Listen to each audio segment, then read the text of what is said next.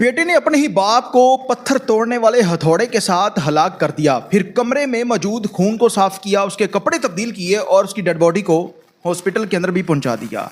और फिर पुलिस को बताता है कि 3 डाकू आए थे और उन्होंने मेरे बाप को कत्ल कर दिया है।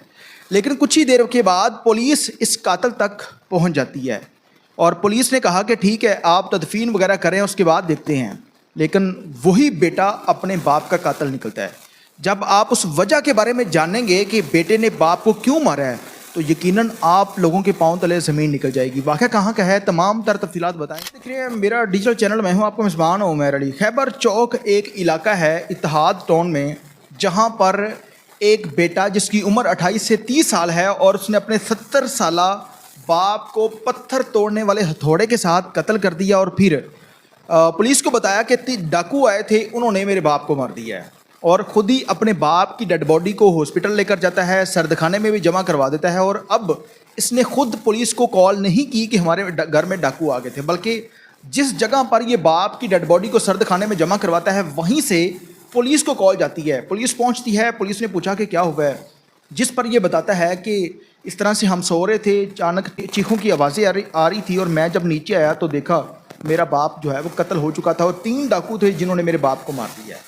पुलिस ने कहा कि ठीक है। पुलिस ने जाकर वकूवे को देखा तो उस पर जो वहाँ पर खून था, चारपाई थी, वो कपड़े वगैरह सारी चीज़ें साफ़ थी। पुलिस ने पूछा कि अगर ये वाक़या हुआ है तो यहाँ पर जो खून था वो कहाँ पर है, तो ये कहता है कि मेरी वालदा की तबीयत खून को देखकर ख़राब हो रही थी, इस वजह से हमने वो साफ़ कर दिया है। अब पुलिस ने बार बार इनसे सवालात करने की कोशिश की, लेकिन उस पर ये जो था शख्स वो बताता है कि बस डाकू आए थे, यही बात बार बार दोहराता रहता है। लेकिन पुलिस के जो एसपी साहब थे उन्होंने बताया कि इसके चेहरे पर ज़रा जितनी नदामत नहीं थी कि इसके बाप को डाकुओं ने मार दिया है, जिस पर पुलिस को शक था। और पुलिस ने कहा कि ठीक है, आप तदफीन वगैरह करवाएं और उसके बाद देखते हैं। फिर पुलिस ने कॉल की, जब ये तदफीन हो जाती है अगले दिन, तो ये पुलिस स्टेशन नहीं जाते, मेहमान आ गए हैं, ये हो गया है, टाल मटोल से काम लेते हैं। और तमाम तर घर वालों को भी पता था कि बेटे ने अपने बाप को मार दिया है। उससे अगले दिन जब ये पुलिस स्टेशन में जाते हैं तो एक बेटा जिसका नाम अजीम है, दूसरे का नाम मीर नवाब है जो कि कातिल है, और इनका एक कज़न भी इसी घर में रहता था। पुलिस ने तीनों को अलग अलग कमरों में पुलिस स्टेशन के अंदर बैठा दिया। ये 21 और 20 की शब की दरमियानी शब की रात 2 बजे का वाक़या था।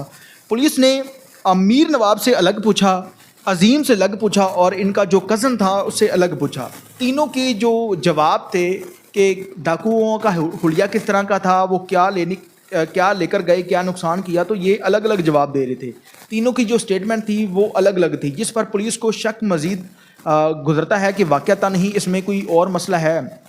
जिस पर पुलिस ने फिर अपने रवायती तरीक़ेकार के मुताबिक तफ्तीश की, क्योंकि जब डाकू उस घर में अगर आए थे तो उन्होंने किसी किस्म की कोई और चीज़ वहाँ से नहीं उठाई, कोई नुकसान नहीं किया, सिर्फ मारने ही आए थे, तो इसके पीछे कोई और वजह भी हो सकती है। जिस पर कुछ ही मिनटों के बाद ये अमीर नवाब, जिसकी उम्र 28 साल है, ये मान जाता है कि मैंने अपने बाप को मार दिया है। और पुलिस ने पूछा क्यों मारा है, तो ये बताता है कि मेरा बाप जो है ये मेरी माँ को मारता था, मुझे बर्दाश्त नहीं होता था, जिसकी वजह से मैंने मार दिया। और उस दिन हुआ ये था कि जिस दिन इसने अपने बाप को मारा है उससे 3 दिन कबल बाप की आंखों का ऑपरेशन हुआ था, वो हॉस्पिटल में था, 3 दिन तक रहता है।